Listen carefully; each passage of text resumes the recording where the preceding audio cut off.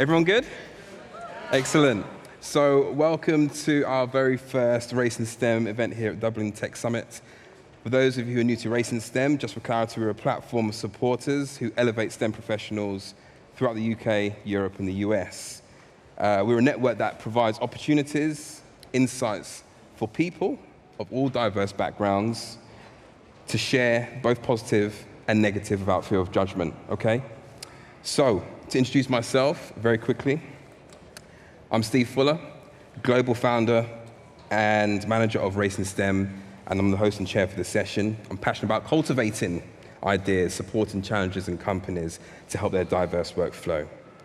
I'm very happy that I have 4 professionals who are fantastic here to my left, and I'm going to give you all an opportunity now, if you don't mind, just to share with our audience today who you are and what you're about. We'll start with Christine. Hi, everybody. I'm so happy to be here. My name is Christine, and I am the co-founder and CEO of Klem, a fashion tech company.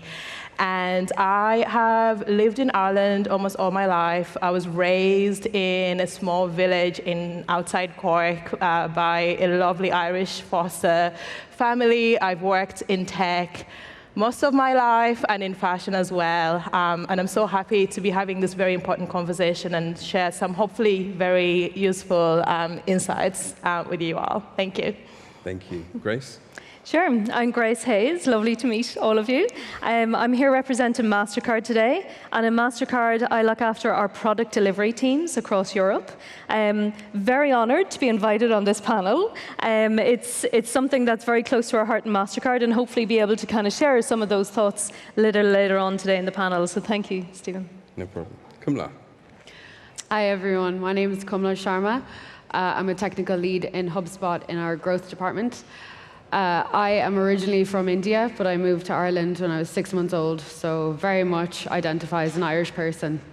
Diversity is definitely something very close to my heart because I've come into clashes with it all throughout my career in industry, so very happy to be on the panel. Thank you. And finally, Mike. Hi, everyone. My name is Mike. I'm part of Google Cloud UK and Ireland, focused on startup and scale-ups. Just a brief bit about me. I used to lead last year our DEI sort of working group. This year I've taken on a sort of a different role leading our culture, which encompasses DEI, well-being, and sort of community and culture. I'm really happy to be on the panel with everyone else. Yeah. Perfect. Thank you so much. So we have a general idea of who we are, okay? Let's get into it. So according to Forbes 2019, equating diversity and innovation should come as no surprise. For the past 2 decades, scholars have shown direct correlations between diversity and increased employee performance. Mike, I'm going to come to you to open up the question here and to answer this. From your perspective, what risks do organizations run by failing to adopt this mindset? And with that being the case, a follow-up question, how do we approach these types of conversations? Yeah, I think the bigger risk is you don't get access to the best talent. You end up potentially not bringing on the right people, and then ultimately building products or services that don't necessarily have the reach to a diverse set of users, or people who are going to buy your products, right? So I think there's 2 risks there. There's one, a lack of talent or lack of the best talent in your organization, and then also a lack of building diverse products that can meet and be used by a diverse population. And I think that risk then ultimately might mean in the future you go out of business because your growth might slow down, people might stop using your products because actually you're not speaking to the majority of people anymore. You have a team who's only speaking to what they know and what they understand. And I think the best way I've seen in terms of how to approach this is to be honest and hold your hand up and go, hey, maybe we have a problem. We need to hire more diverse talent into our organization, and work with organizations like the Trinova Group. There's many organizations across the world who are tasked with helping you build building a diverse pipeline, building a diverse talent pool for your organization. And I think if you approach those conversations, reaching out to these organizations, not necessarily admitting guilt or fault, but just being like, we want to do better, I think that's where you start to see the change. The one example we constantly use internally is the person who created the camera was like, great, this camera works, but didn't think about people with who are left-handed. And so when you then have a team who are diverse, they start to bring and flag things like saying, hey, what about creating a camera for left-handed people?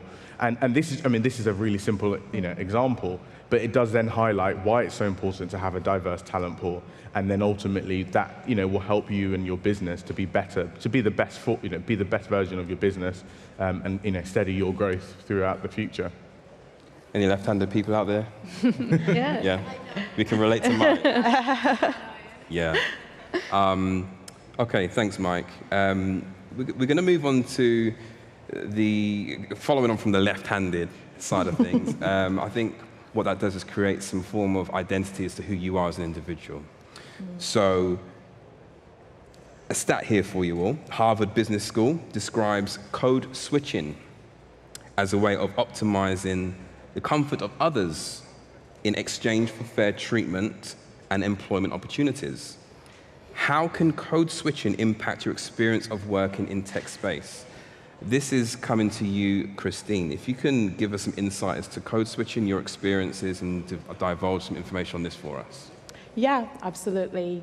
So I think code switching is actually one of those terms that, especially in the racial minorities, is such a big thing for a lot of us to kind of end up coming into these spaces where we are very much the minority. So like we come out of, perhaps like I come from like, an African background, and then I come into I used to play GAA, and I was like the only black person on the team, and I would need to do certain things or behave certain ways so that my teammates don't feel, like they feel like I'm like them, and I think basically within work, the way I show up.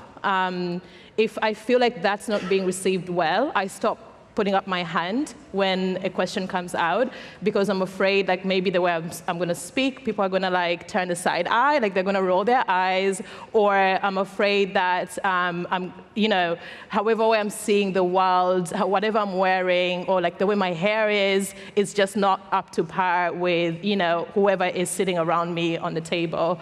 And I think being able to understand that as just an additional layer, because I think we all struggle with different things, whether you're black, white, or whatever, but understanding that as an additional layer when you have minority, people from minority groups on your team is super, super important for you to be able to get them to go to their most authentic self so they can fully show up for you in the work that you're asking them to do. Yeah. Thank you. I'm sure there might be people here in the audience who can relate to some form of code switching. But coming back to the identity piece of it, Kmla, how can this role of identity shape and mold one's performance and attitude towards work?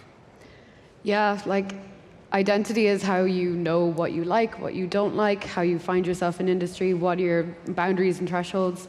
And I think a lot of minorities, at least for me anyway, I've struggled a lot with people projecting what they want you to be. So, an example, Steve, you're a black man. People expect you to be a great dancer. He is a great dancer. People would expect me to be really good at maths. I'm an Asian woman. These stereotypes that are always projected onto us don't really give us room, because often they're actually quite positive, and you think, oh, well, that's a compliment. I should rise to that. But actually, you're then put into this pressure to not even be able to explore what you genuinely are. Instead, you end up living to other people's expectations of you. I think there's an example. There's a fantastic book, Crying in H Mart, written by Michelle Zauner. And she's a singer. And one of her influences is Karen O, who is the lead singer of the AAS. And Karen O is known for her extravagant on-stage performances. She's also half Korean. And Michelle, being half Korean, half American herself, looked up to her and how she rejected the meek stereotype of a traditional Asian woman. But there's a sadness to that, because Michelle states that, well, it's already been done. There's already a cool badass Asian woman, there's no room for me. So you're always competing to be a superlative of some sort rather than just who you are. And there's a lot of comparisons that come from that, and it can be quite detrimental. So imagine what can happen in the workplace when you remove those barriers. You're free to kind of just think a little bit more experimentally. An open question to the four of you: how can we be more empathetic to code switching behaviors? I honestly think that the biggest thing is being able to listen and accept if I communicate that, this is how this is affecting me. I feel like, for example, like most of my life, sometimes I'll say some sort of, something that happened that felt that discrimination, or like I had to be a certain way or whatever, and someone will say something like, oh yeah, but like women also face that, like it happens to women as well. And I'm like, well, I'm also a woman. This is just like an additional layer. So being able to kind of like listen and try to be able to understand. And I mean, like that's the same for everything. Anytime you're trying to get to the core of someone, it's all about like listening to them. And also social listening is very important. Being able to look within your team and seeing how like your minority members are sort of like behaving, like how they, whether they're feeling a little bit uncomfortable, being able to kind of like have an open door policy for these things to be talked about if there's anything at all that's kind of going on. I think for us as well, we hear an awful lot around people being, bringing their true self to work, being authentic in the workplace and so on. But there's still that element of fear and insecurity and, self-consciousness that's out there. So I think as a leader, as a people manager, one of the things that you absolutely have to do is be open to all of those kind of little cues that people give without even realizing it, and just being very sensitive to that. If somebody comes to you saying that they've got an issue, it's almost too late at that stage. Yeah. You should be 1 or 2 steps ahead to try and identify those little challenges and make sure that you're kind of just leading the way and that it's completely acceptable to have open dialogue about these things. Yes. I think there's a certain amount of vulnerability that comes with that as well. Absolutely. Yes. And for those who are leaders, who have led or aspiring to be, that's a skill set that you wouldn't necessarily see on the outside. Yeah. However, on those very intimate discussions behind the scenes, that's what makes a fantastic leader, in my opinion, anyway. Yeah. Grace, let's stick with you. You have the pleasure of sitting on the left of me. But I'm going to ask, and again, another fact.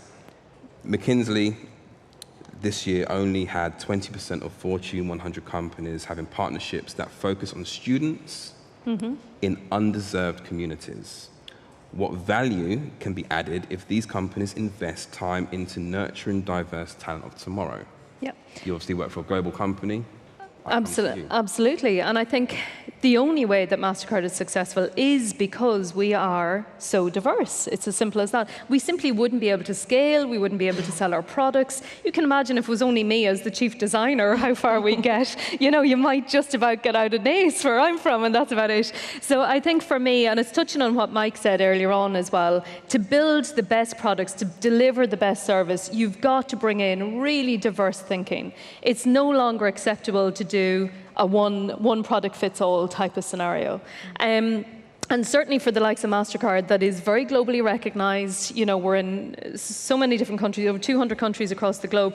We have to lead by example. We have the scale, we have the brand, we have people in all these different countries. It's one of the most diverse companies that you could probably identify with, to the point whereby, yes, bringing in students, but even return to work people, movement just within the industries and so on.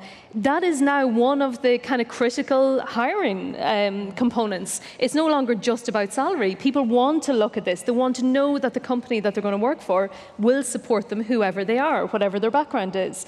And more recently, Mastercard actually topped out at #1 in the Diversity Inc. Awards, because it is something that we're heavily invested in, which is why this panel was quite important to us today, because it kind of goes unnoticed sometimes. But if us as kind of global players don't start, how are others going to lead? How are others going to follow our lead? We have great influence across the industry to allow us to do that. Yeah. Following on from that, to yourself again, Grace, and to anyone else on the panel who feels to chime in here. Time for maths. We've still got time, don't worry. In what ways does failing to have these initiatives and partnerships prevent future generations from pursuing careers in tech? I think in tech in particular, we can all think of a few examples, I'm not going to name them, whereby, there's been huge product launches, but as soon as they try and kind of advertise it or scale it or whatever, it's fallen flat on its face for obvious reasons. Yeah. Because the technology was designed with potentially unconscious bias baked into it. It just didn't suit everyone, or it was so narrowly focused towards a particular segment that it just wasn't profitable for whatever reasons.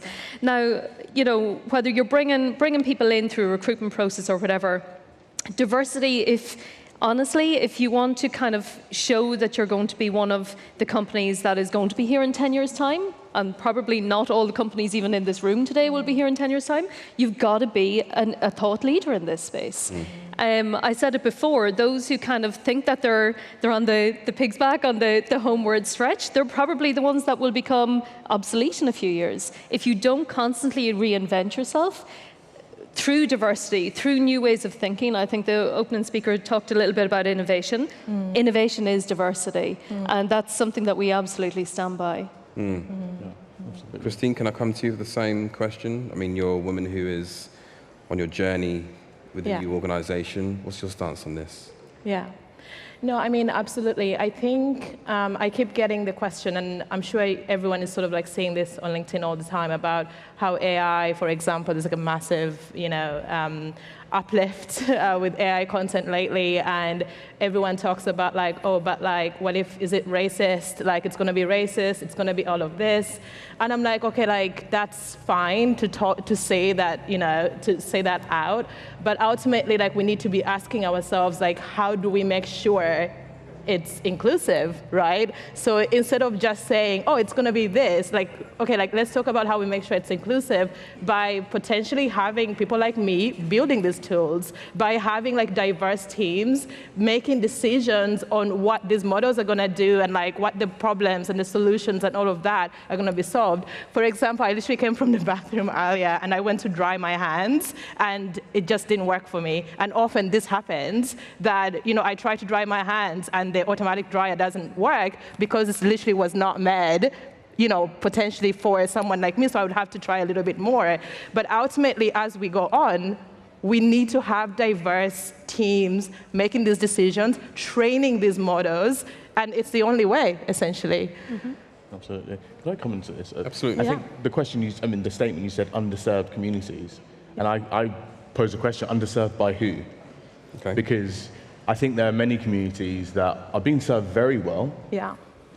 But it's up to tech companies to tap into those organizations to extend their reach. So I don't say they're underserved. I think they're being served very well. There are a ton of organizations who are putting on programs for young black talent, young Asian talent, trying to bring students into the technology industry. But it's the big tech companies, the small tech companies need to now tap in or lean in better to those organizations because they're doing actually a lot of the hard work for us. Yep. And I think one of the examples I mentioned is one of the reasons why I got into Google is that there was a company who was serving the community of people from low socioeconomic background and also ethnic minorities. And they then had a partnership with Google. And that's how I made my way into Google because they were like, hey, we have someone who we think will be good for this job, put me forward for the interview. So I think it's not about underserved communities. I think that now more than ever, there's so many communities being served really, really well by fantastic organizations. But the tech industry as a whole needs to lean in better to those organizations. And just to add on that, I think, we've noticed that. We're obviously, heavy in financial services. When you say underserved, there are certain components where there are absolutely underserved when they just simply don't have access to the same level of funding for startups or, even unbanked or, very limited in terms of, we'll say, credit or whatever it might be to get some of these hugely successful entrepreneurs off the ground. And one of the things that we've actually done in Mastercard is, again, trying to lead by example. We've invested over $500 million knowing that there is an issue, but predominantly in the small business and micro merchant and startup space. I think once you get into the kind of medium to large, it's an awful lot easier, but it's getting them to that point is where the challenge is. Okay, Yeah. Thank you. We're going to put a pin in that one for now. Kmla, CNN describes intersectionality as a framework for understanding how issues such as sexism, racism, classism, and much more can overlap and affect people in multiple ways. How important is it to consider identity through the lens of intersectionality in the workplace? Yeah, so I am a brown, Indian, Irish woman who studied computer science, and I grew up kind of in the Ballymun, Santry area, which, if you don't know, is not the most affluent place of Dublin. So I definitely feel that on many levels, the classism, the racism, the sexism. And, you know, I remember I had an internship when I was 21, and it was my first ever experience of being in the tech industry. And I cannot even describe the amount of second-hand racism, just subtle negative comments being thrown around the office, and I was the only brown person on the floor. I won't name the company, but it was... No. Get a few drinks in me, maybe. No. But it was an awful experience. It was my first experience of seeing the system not being built for me, and I think in that situation, you have two options. You, one, disassemble it brick by brick, and you invest time to reestablish it in such a way that it's more inclusive. Yeah. Or you can say not today and save yourself for a bigger battle. And, you know, looking back, I definitely did the latter. I had no idea what I was doing. I thought I was in the wrong. I was doing a lot of switching at the time. Definitely overemphasizing my Dublin accent, trying to, you know, put my name down. As you can see, my name is so difficult to read, even by Indian people. They have no clue what the hell's going on there. So it's really difficult to bring all of that into work and then also be expected to be successful and have all your ideas and rise to the challenge and be even better. And, you know, it's never just enough as a minority to perform just as the majority. You have to be a little bit better, and that pressure it's tough. So, yeah. Thank you. Anyone else care to elaborate on or share another experience on that? So what was that? Sorry. Anyone? No? Anyone from you? Anyone that? We'll move forward to the future of what things look like then. Grace, in the midst of layoffs, uncertainty in the tech space, it's been reported that racial minorities and women are the most vulnerable. In the US labor market alone, moving forwards, how can organizations continue to prioritize DEI to ensure more work is done to retain diverse pools of talent? Yep. You just have to open yourselves up to be a hell of a lot more flexible, be an awful lot more self-aware as a company that, you know, a 9 to 5 Monday to Friday doesn't work. It doesn't even work in Dublin where we've got traffic. Do you know what I mean? So you need to be able to kind of think about, okay, well, who are the minorities? And obviously my experience is more from a gender perspective. But, you know, an awful lot of women reverted to work from home as soon as COVID kicked in. But that was just one of the 15 other jobs they then had to take on. Yes. And I think trying to encourage people back into the offices, there's benefits, but there's an awful lot more benefits to just sitting down with people as individuals and figuring out, what does your 360 life look like? Because it's not just the 9 to 5 hours. And being able to adapt to that. You know, people are hugely productive when they're happy and they're motivated and they like doing what they're doing. You'll get so much more out of them. And it's really unlocking that kind of intrinsic motivation to kind of go, this is how they're going to perform well. And I think in Dublin, so Dublin for Mastercard is the European tech hub, and we've grown exponentially over the last kind of 8 years since I've joined, but we've about 1,500 people there. But the reason we're so successful is we've over 70 different nationalities working for us. Out of 1,500 people, who would have even thought that was possible in Dublin a couple of years ago? But it's all about being able to attract different types of talent, different types of people from different types of backgrounds. Do you think there needs to be more done to share information like that? From companies in general. I mean, where do people go to access, you know, let's say, for example, we have a 22-year-old student who's just coming out of their studies, they're looking to get into industry, they want to work for a company that shows that they're hands-on diverse, but they don't know what diversity looks like. How do we share that information for everyone to see the type of organizations that they're applying to interview for an opportunity? Well, it's hard because you don't want to come across as just, whitewashing, or whatever that might be. You want to be really careful around, is this going to add true value? Is it attracting the right people? So obviously events like today is hugely important for us. But also, speaking to people, just explaining what we do at whatever scale, whatever entry level you're coming into, whether you're a senior manager or, a brand new intern. We go around all of the colleges. We speak at events like this. We kind of reach out to our networks.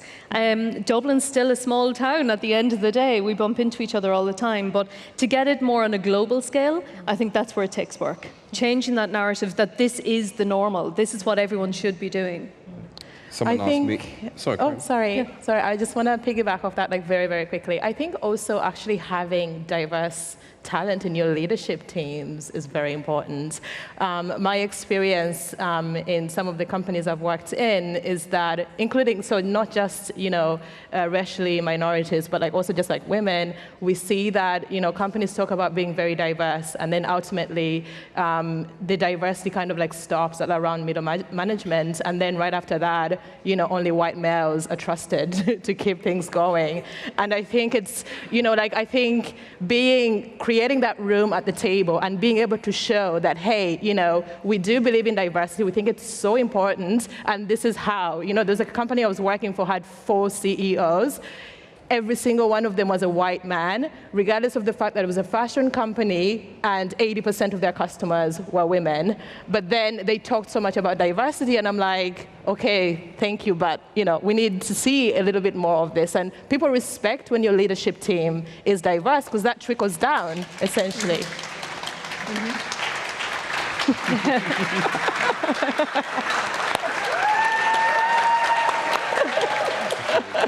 Right, Christine. Look at that. Listen, I'm looking at the stopwatch, and I don't want to be heckled off stage from behind me. So I'm gonna bring this discussion to a close for now. There will be an opportunity for you all to scan something for a feedback perspective, where I'd love to hear from you, or we would love to hear from you, so we can answer some of your questions at a later date. But Mike, we started with you, so we're going to end with you. Sure. It's been reported that black men in tech talent alone is likely to increase by only 8% by 2032.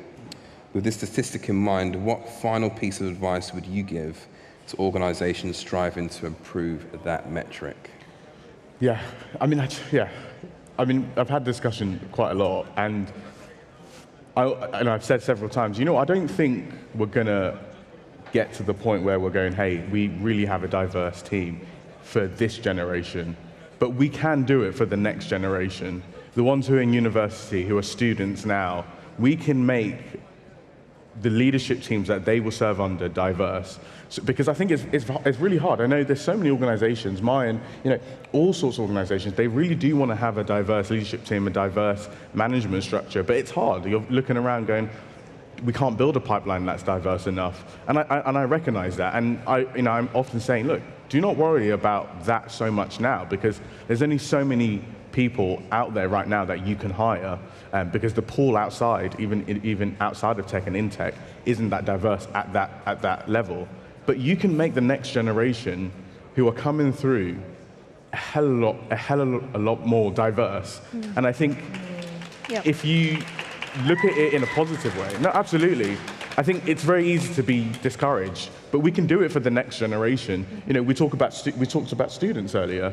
Hire diverse grad. If you have a grad program, hire a diverse pool. You have no excuse, because the amount of people coming out of university has never been more diverse. Not just in terms of race, but gender, disability, sexuality. So you don't then have an excuse if you can't make your grad program diverse, and then retain that talent. Do the best thing you can to make sure there's a sense of inclusion and belonging for those people, so they don't have to code switch, they don't have to change who they are, they can show up to work, in their fullest self, and retain that talent, promote that talent, and then you won't actually probably have to go looking outside to go, hey, how can we hire more, black directors, more Asian directors, more, directors from, from different backgrounds, from low social, because you have it in your own company, and those people will be with you, and they'll appreciate you, retaining them and promoting them. So my positive message is, do your best to try and make sure your leadership team is diverse now, but you have to do your best to make sure the next generation is diverse. There's no excuse for it. Yep.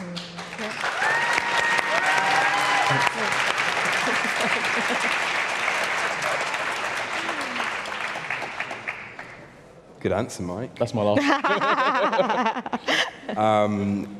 I think it's fair to say that we've definitely all been able to take something away, little snippets that we can use, not just professionally, but personally in our lives and the way in which we approach life in general when we see people. So bringing this to a little bit of an end, I'd like to thank our panel for today. Can we get another round of applause?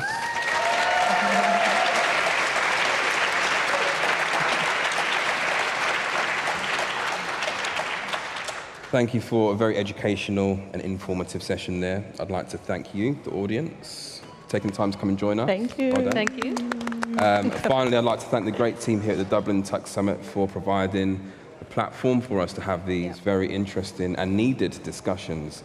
We fully appreciate that they might be very uncomfortable for some people, however, are necessary to move boundaries moving forward. As you can see, there's a short feedback survey here that I'd really appreciate if you could spend the time to maybe just complete a couple of questions. It simply helps so that we can have more discussions like this for future events in the not so distant future, hopefully. And I just want to say, please do get in touch. Mike, Kmla, Christine, Grace, myself, thank you so much for being with us here. Myself.